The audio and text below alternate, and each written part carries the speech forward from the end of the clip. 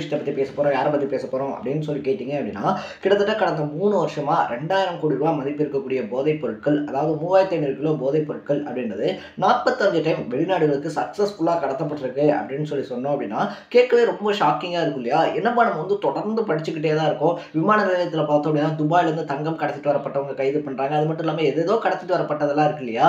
Daily at least ஒரு செய்தியாவது பார்த்தோம் அப்படின்னா, ஏதோ ஒரு நாட்டிலேருந்து எதையாவது கடத்திட்டு வந்து மாட்டிக்கிட்டே இருக்காங்க. அப்படி இருக்கும்போது 2000 கோடி ரூபாய் வேல்யூ இருக்கக்கூடிய 3500 கிலோ போதைப் பொருள் அப்படின்றத 45 டைம் எப்படி கடத்த முடியும் அப்படின்னு சொல்லி கேட்டிங்கன்னா, இந்த இடத்துல எந்த அளவுக்கு பார்த்தோம் அப்படின்னா போலீஸாருடைய கெடுபிடி அப்படின்றது புதுசாக டெக்னிக்கால கண்டுபிடிக்கலாம் அப்படின்னு சொல்லி ட்ரை பண்ணுறாங்களோ, அதே அளவுக்கு திருடர்களும் பார்த்தோம் அப்படின்னா புதுசான டெக்னிக் அப்படின்றதுல போலீஸ் இருக்காங்க இல்லையா, அவங்க மூஞ்சில மிளகா அப்படியே தூவிட்டு போயிடுறாங்க அப்படின்னே சொல்லலாம். ஸோ இந்த விஷயத்தை பொறுத்த வரைக்குமே பார்த்தோம் அப்படின்னா ஒரு ரொம்ப பெரிய போதைப்பொருள் கடத்தல் அப்படின்றது தமிழ்நாட்டில் இருந்த ஒரு திரைப்பட தயாரிப்பாளர் ப்ளஸ் திமுகவில் இருந்த ஒரு அரசியல் பிரமுகர் இவருடைய தலைமையில் நடந்திருக்கு அப்படின்னே சொல்லலாம். ஸோ இந்தியாவில் நடந்த ரொம்ப பெரிய போதைப்பொருள் கடத்தல இதுவும் ஒன்று அப்படின்னு சொல்கிறாங்க. ஏன்னா அந்த 3500 கிலோ போதைப்பொருள் அப்படின்றது எஸ்டிமேஷன் இருக்கு இல்லையா, ஸோ இது வந்து மாட்டிக்கிட்டதுனால தெரிஞ்சு போச்சு. 45 டைம் அப்படின்னு சொல்லி இவங்க சொல்கிறாங்க. அதோடைய வேல்யூ 2000 கோடி அப்படின்னு சொல்கிறாங்க. ஆனால் இது இல்லாமல் இன்னும் என்னென்ன மாதிரியான விஷயங்கள் அப்படின்றத அவர் பண்ணிக்கிட்டு இருக்காரு, இல்லீகலான விஷயங்கள் அப்படின்றது என்னென்னலாம் பண்ணிக்கிட்டு இருக்காரு அப்படின்றத அவரை பிடிச்சா மட்டும்தான் கைது பண்ண முடியும் அப்படின்ற சுச்சுவேஷனில் இப்போ ஜாபர் ஷாதிக் பார்த்தோம் அப்படின்னா தலைமறைவாயிருக்காரு அப்படின்னே சொல்லலாம். எஸ், இந்த ஹெஸ்ட் இருக்கு இல்லையா, இந்த கடத்தினுடைய தலைவன் ஜாபர் ஷாதிக் அப்படின்னே சொல்லலாம். ஸோ யார் இந்த ஜாபர் ஷாதிக்? அது மட்டும் இல்லாமல் மாட்டிக்காமல் எப்படி 45 டைம் கண்டினியூஸாக திருடிட்டே இருந்தாங்க அப்படின்ற மாதிரியான பல இன்ட்ரெஸ்டிங்கான விஷயங்களை தான் நான் உங்க கூட ஷேர் பண்ணிக்க போகிறேன். ஸோ அதுக்கு முன்னாடி நம்ம சேனலுக்கு நீங்கள் புதுசாக வந்திருந்தீங்க அப்படின்னா இதே மாதிரி அப்பப்போ அப்டேட்டாக போயிட்டு இருக்கக்கூடிய விஷயங்கள் இருக்கு இல்லையா, அது கரண்ட் அஃபேர்ஸாக இருந்தாலும் சரி, பாலிடிக்ஸாக இருந்தாலும் சரி, ஸ்போர்ட்ஸாக இருந்தாலும் சரி, இதே மாதிரி அப்பப்போ அப்டேட்டாக போயிட்டு இருக்கக்கூடிய விஷயங்களை நீங்கள் தொடர்ந்து தெரிஞ்சுக்கணும் அப்படின்னு ஆசைப்பட்டீங்கன்னா மறக்காமல் நம்ம சேனலை சப்ஸ்கிரைப் பண்ணிக்கங்க. So first of all Jaffer ஷாதிக்கை பற்றி சொல்லணும் அப்படின்னா, அவர் பண்ண அந்த போதைப்பொருள் கடத்தல் அப்படின்றதுக்கு முன்னாடி ஜாபர் ஷாதிக் ராமநாதபுரத்தில் இருக்கக்கூடிய கமுதியை சேர்ந்த ஒருத்தர் அப்படின்னு சொல்கிறாங்க. கிட்டத்தட்ட 36 வயசு அப்படின்றது அவருக்கு ஆகுது. சென்னையில் இருக்கக்கூடிய புரசைவாக்கம் இருக்கு இல்லையா, அங்கே வந்து ஒரு ஹாஸ்டல் வச்சு ரன் பண்ணிக்கிட்டு இருக்காரு. அது மட்டும் இல்லாமல் அந்த ஹாஸ்டலோட சேர்ந்து பார்த்தோம் அப்படின்னா ரொம்பவே ஃபேமஸாக இருக்கக்கூடிய ஒரு நான்வெஜ் ரெஸ்டாரண்ட்டினுடைய ஒரு ஃப்ரான்ச்சைஸ் அப்படின்றதையும் எடுத்து ரன் பண்ணிக்கிட்டு இருக்காரு. ஸோ அப்படி இருந்தவருக்கு பார்த்தோம் அப்படின்னா அரசியலில் சென்னை மேற்கு மாவட்டம் இருக்கு இல்லையா, அதில் இருக்கக்கூடிய ஒரு முக்கியமான பிரபுங்கள் மூலியமாக தான் திமுகக்குள்ள நுழையிறதுக்கான வாய்ப்பு அப்படின்றது வழங்கப்பட்டுச்சு அப்படின்னு சொல்றாங்க. அப்படி போனவர் பார்த்தோம் அப்படின்னா அதிகப்படியான நிதி உதவிகள், கட்சி நிதி அப்படின்றதெல்லாம் கொடுத்ததுனால அவருக்கு அந்த பதவிகள் அப்படின்றது சீக்கிரமா கொடுக்கப்பட்டுச்சு அப்படின்னு சொல்லப்படுது. ஸோ அப்படி போனவருக்கு பார்த்தோம் அப்படின்னா அந்த மேற்கு மாவட்டத்தில் இருக்கக்கூடிய முக்கிய புள்ளி இருக்கார் இல்லையா, அவர் மூலியமாவே வந்துட்டு மேற்கு மாவட்டத்தினுடைய அயலக அணியினுடைய துணை அமைப்பாளர் அப்படின்ற பதவி தரப்படுது. ஸோ இதுக்கப்புறமா பார்த்தோம் அப்படின்னா கட்சியில் இருக்கக்கூடிய பெரிய பெரிய தலைவர்கள், மூத்த அமைச்சர்களாக இருந்தாலும் சரி, இல்லைன்னா முதலமைச்சர் இருக்கார் இல்லையா அவராக இருந்தாலும் சரி, ஸோ அவங்க கூடலாம் நெருங்கி பழகிறதுக்கான வாய்ப்பு அப்படின்றது கிடைக்குது.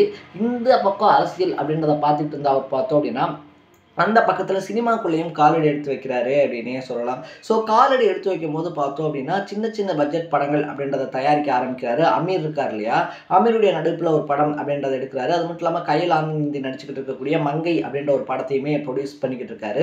ஸோ அந்த படத்தினுடைய இசை வெளியீட்டு விழா அப்போ கூட பார்த்தோம் அப்படின்னா கிருத்திகா உதயநிதி இருக்காங்க இல்லையா, கிருத்திகா உதயநிதியை கூப்பிட்டு அந்த விழா அப்படின்றத பிரம்மாண்டமாக பண்ணியிருந்தாரு அப்படின்னு சொல்லலாம். ஸோ இப்படி ஒரு பக்கம் அரசியல், இப்படி ஒரு பக்கம் தமிழ் திரைப்படங்கள் தயாரிப்பு அப்படின்னு சொல்லி ரொம்பவே பிஸியாக எங்கிட்டு இருந்த ஜாபர் ஷாதிக் பார்த்தோம் அப்படின்னா இப்போ அதுக்கு பின்னாடி பேக்ரவுண்டில் ரொம்ப பெரிய இல்லீகலான ஒரு விஷயம் அப்படின்றத பண்ணியிருக்காருன்றது வெளியே வரும்போது கட்சிக்காரங்க கிட்டே இருந்தாலும் சரி, இல்லை தமிழ் திரைப்பட தயாரிப்பாளர்கள்கிட்டே இருந்தாலும் சரி, ஒரு ரொம்ப பெரிய ஷாக் ஏற்பட்டிருக்கு அப்படின்னே சொல்லலாம். என்னடா பார்க்க நல்ல மாதிரியே இருந்தான், இவ்வளோ பெரிய வேலை பார்த்துருக்கான் அப்படின்ற மாதிரி தான் எல்லாரோட ரியாக்ஷன்ஸுமே இருக்குது. ஏன்னா ஜாபர் ஷாதிக் இருக்கார் இல்லையா, ஜாபர் ஷாதிக் இப்போ மாட்டல, ஆனால் ஜாபர் ஷாதிக்கினுடைய ஆட்கள் பார்த்தோம் அப்படின்னா மேற்கு டெல்லியில் இருக்கக்கூடிய பஷாய் தாராப்பூர் அப்படின்ற ஒரு இடத்துல தான் அவங்களுடைய முக்கியமான குடோன் இருந்துச்சு அப்படின்னு சொல்லப்படுது. ஸோ நியூசிலாந்து, இங்கிலாந்து இந்த மாதிரியான நாடுகள்லேருந்து பார்த்தோம் அப்படின்னா உளவுத்துறைக்கு ஒரு ரிப்போர்ட் அப்படின்றது கொடுக்குறாங்க. இந்த மாதிரி சத்து மாவு, கோதுமை மாவுலாம் இருக்கு இல்லையா, இதில் வந்துட்டு இந்த போதைப் பொருட்கள் அப்படின்றத மறைச்சு வச்சு எடுத்துகிட்டு வராங்க, அது என்னன்னு சொல்லி பாருங்க அப்படின்னு சொல்கிறாங்க. ஸோ இந்த விஷயத்தை நம்ம விளையாட்டாக விட்டுறக்கூடாது அப்படின்னு சொல்லிட்டு மத்திய உளவுத்துறையாக இருந்தாலும் சரி, இல்லை அவங்களோட சேர்த்து பார்த்தோம் அப்படின்னா டெல்லி சிறப்பு போலீஸாராக இருந்தாலும் சரி, அங்கே அதிகப்படியான நோட்டம் அப்படின்றத விட ஆரம்பிக்கிறாங்க. கண்ணோட்டம் அப்படின்றத விடும்போது தான் அவங்களுக்கு ஒரு லீக் கிடைக்குது அப்படின்னே சொல்லலாம். சொல்லலாம். இந்த மாதிரி டெல்லியில் இருக்கக்கூடிய பசாய் தாராப்பூர் இருக்கு இல்லையா, அங்கே ஒரு குடோன் அப்படின்றது இருக்குது. அங்கே ஏதோ இல்லீகலாக நடக்கிற மாதிரி இருக்குது. என்ன நடக்குதுன்னு சொல்லி சரியாக தெரில அப்படின்னு சொல்லும் போது தான் அதிரடியாக பார்த்தோம் அப்படின்னா அங்கே போலீஸ் உள்ளே போகிறாங்க. உள்ளே போனதோட மட்டும் இல்லாமல் அங்கே இருக்கக்கூடியவங்களை அரெஸ்ட் பண்ணுறாங்க. அங்கே 3 முக்கியமான நபர்கள் இருந்தாங்க அப்படின்னு சொல்லப்படுது. அந்த 3 முக்கியமான நபர்களை அரெஸ்ட் பண்ணி விசாரணை அப்படின்றது பண்ணும்போது தான் நாங்கள் இங்கே ஒர்க் மட்டும்தான் பண்ணுறோம், எங்களில் யாருமே லீடர்ஸ் கிடையாது, லீடர் தமிழ்நாட்டில் இருக்காரு அப்படின்னு சொல்கிறாங்க.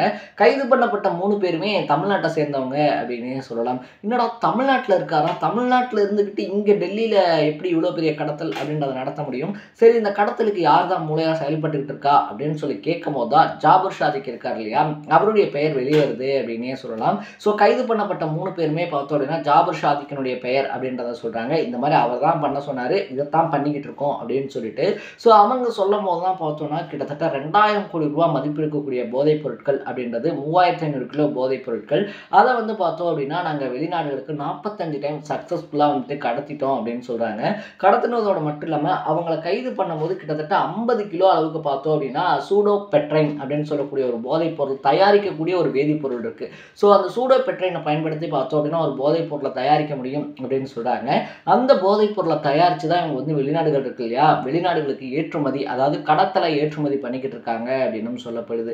ஸோ இது தெரிஞ்சோடனே உடனடியாக பார்த்தோம் அப்படின்னா ஜாபர் ஷாதிக்கை கைது பண்ணிடலாம் அப்படின்னு சொல்லிட்டு அங்கே இருக்கக்கூடிய டெல்லி மத்திய போலீஸ் இருக்காங்க இல்லையா, அவங்க உடனடியாக இங்கே வராங்க. ஆனால் இங்கே அதுக்குள்ளே ஜாபர் ஷாதிக், அவருடைய மைத்திரனாக இருக்கக்கூடிய சலீம், இவங்கெல்லாம் பார்த்தோம் அப்படின்னா தலைமறைவாயிட்டாங்க அப்படின்னே சொல்லலாம். ஸோ முழு வீச்சில் பார்த்தோம் அப்படின்னா டெல்லி போலீஸாக இருந்தாலும் சரி, இல்லை திமுகவுமே அதிரடியாக பார்த்தோம் அப்படின்னா ஜாபர் ஷாதிக் இருக்கார் இல்லையா, கட்சியினுடைய கொள்கையாக இருந்தாலும் சரி, இல்லை கட்சிக்கு களங்கம் ஏற்படுத்தக்கூடிய விதத்திலே இருந்தாலும் சரி, ஜாபர் ஷாதிக் நடந்துக்கிட்டாரு அப்படின்றதுனால கட்சியினுடைய அடிப்படை உறுப்பினர் பதவி உட்பட எல்லா பதவியிலிருந்துமே அவரை நீக்கியிருக்காங்க அப்படின்னே சொல்லலாம். ஸோ இப்போ இந்த விஷயம் அப்படின்றது பார்த்தோம்னா படு பயங்கரமாக பேசப்பட்டுக்கிட்டு இருக்கு. ஏன்னா எலெக்ஷன் டைம் அப்படின்றது வந்துக்கிட்டு இருக்கிறதுனால பார்த்தோம்னா ஒவ்வொரு கட்சியும் வேற கட்சி எப்படா மாட்டுவாங்க அப்படின்னு சொல்லி எதிர்பார்த்து காத்துக்கிட்டு இருக்கும்போது தொக்கா திமுகவினுடைய மேற்கு மாவட்ட அயலகணி அமைப்பாளர் பார்த்தோம் அப்படின்னா இப்படி ஒரு ரொம்ப பெரிய கடத்தல் வழக்கில் மாட்டியிருக்கிறது அப்படின்ற விஷயம் இருக்கு இல்லையா, திமுகவுக்கு ரொம்ப பெரிய ஃபயர் பேக் ஆயிருக்கு அப்படின்னே சொல்லலாம். ஏன்னா திமுக ஆட்சியில் வந்ததுலேருந்தே பார்த்தோம்னா போதைப் பொருட்கள் நடமாட்டம் அப்படின்றது தலைவிரிச்சு ஆட ஆரம்பிச்சிருச்சு அப்படின்னு ஒரு பக்கம் எடப்பாடி பழனிசாமி, ஒரு பக்கத்தில் அண்ணாமலை அப்படின்னு சொல்லிட்டு ஆளுக்கு திமுகவை ரவுண்டு கட்டி இருக்கும் போது ஜாபர் ஷாதிக்கை நீக்கி பார்த்தோம் அப்படின்னா அதை ஓரளவுக்கு தனிச்சிருக்காங்க திமுக அப்படின்னே சொல்லலாம். ஸோ நம்ம எல்லாருமே பார்த்தோம் அப்படின்னா நிறைய கடத்தல் படங்கள் அப்படின்றதெல்லாம் பார்ப்போம். எக்ஸாம்பிளுக்கு சொல்லணும் அப்படின்னா அயன் இருக்கு இல்லையா, அயன் மாதிரி ஒரு படம்லாம் இன்னும் வரதுக்கான வாய்ப்பே கிடையாது அப்படின்னே சொல்லலாம். ஏன்னா எந்த அளவுக்கு போதைப் பொருட்களை கடத்துறாங்க அப்படின்றத எக்ஸாக்டாக காமிச்சிருப்பாங்க. நான் முன்னாடி சொன்ன மாதிரி ஒவ்வொரு நாளுமே நியூஸ் பேப்பரில் அங்கே போதைப் பொருள் கடத்துறாங்க, இங்கே போதைப் பொருள் கடத்துறாங்க அப்படின்னு சொல்லி படித்தாலும் கூட புது புது விதங்கள் இருக்கு இல்லையா. நம்ம முன்னாடியே சொன்ன மாதிரி இப்போ கோதுமை மாவுலையாக இருந்தாலும் சரி, இல்லை சத்து மாவுலையாக இருந்தாலும் சரி, இதுலலாம் வந்துட்டு இந்த போதைப் பொருள் அப்படின்றத மறைச்சி எடுத்துகிட்டு போகும்போது பார்த்தோம் அப்படின்னா கோதுமை மாவில் கூட ஓகே, ஆனால் சத்து மாவு பாக்கெட்லாம் பார்த்தா இதில் வந்து போதைப்பொருள் இருக்குமா அப்படின்னு சொல்லி யாருமே சந்தேகப்பட மாட்டாங்க. ஆனால் போலீஸாருடைய அந்த சந்தேகம் அப்படின்றது வராத பொருட்கள் இருக்கு இல்லையா, அந்த பொருட்களில் தான் அதிக அளவில் போதைப் பொருட்கள் கடத்தப்படுது அப்படின்னு சொல்கிறாங்க.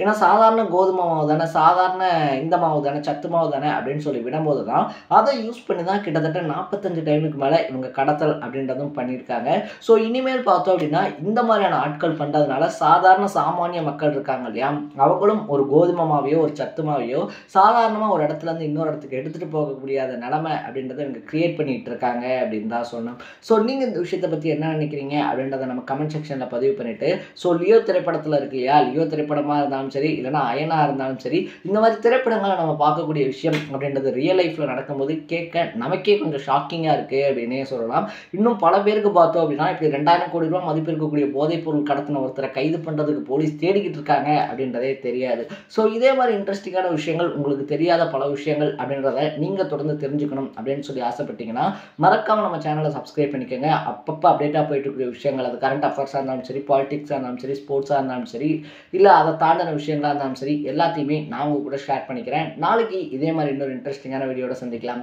Tata, bye by.